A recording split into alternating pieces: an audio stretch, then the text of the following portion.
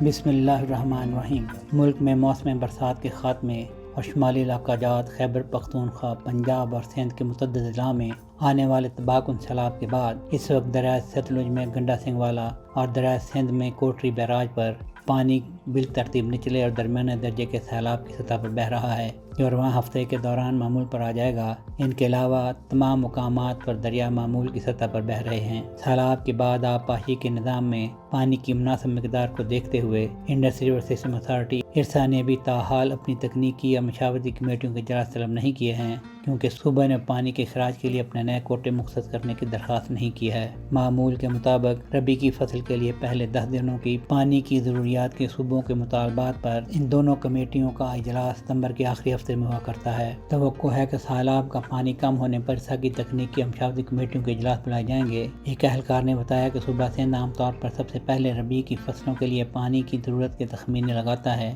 مگر اس سال ایسا نہیں ہوا کیونکہ صوبائی حکومت اب بھی سندھ میں سیلاب کی صورتحال سے نمٹ رہی ہے۔ زرعی ماہرین کے مطابق سیلاب اپنی تباہ کاریوں کے ساتھ زمین کے لیے نئی زرخیز مٹی اور ریت بھی لاتا ہے، مگر ریت کی زیادہ مقدار زمین کی باراوری کے لیے نقصان دہ بھی ہو سکتی ہے۔ اس حوالے سے پنجاب کے میدانی علاقوں میں سیلابی پانی کے کھڑے رہنے کی وجہ سے کھیتوں میں ریت کی مقدار میں اضافے کی اطلاعات بھی مل رہی ہیں، تاہم پانی خشک ہونے سے قبل زرعی زمینوں کی حالت کا اندازہ لگانا قبل از وقت ہے۔ پاکستان کئی سالوں کے بعد اس بار آنے والے ربی کے سیزن کی شروعات آبی ذخائر میں 13 ملین ایکڑ فٹ پانی سے زیادہ ذخیرہ کے ساتھ کرے گا، جس سے خریف کے موسم میں سیلاب سے ہونے والی زرعی پیداوار کے نقصانات کو جزوی طور پر پورا کیا جا سکتا ہے۔ آبی ماہرین کا کہنا ہے کہ ملک میں کئی برسوں بعد آنے والے ربی کے موسم میں پانی کی صورتحال معمول پر ہوگی، اور اگر کوئی کمی بیشی ہوئی بھی تو قابل برداشت اور قابل انتظام ہوگی، جبکہ کئی سالوں کے بعد ہم اگلے خریف کے سیزن کی فصلوں کے لیے بھی ہمیں پانی کا معقول ذخیرہ دستیاب ہوگا۔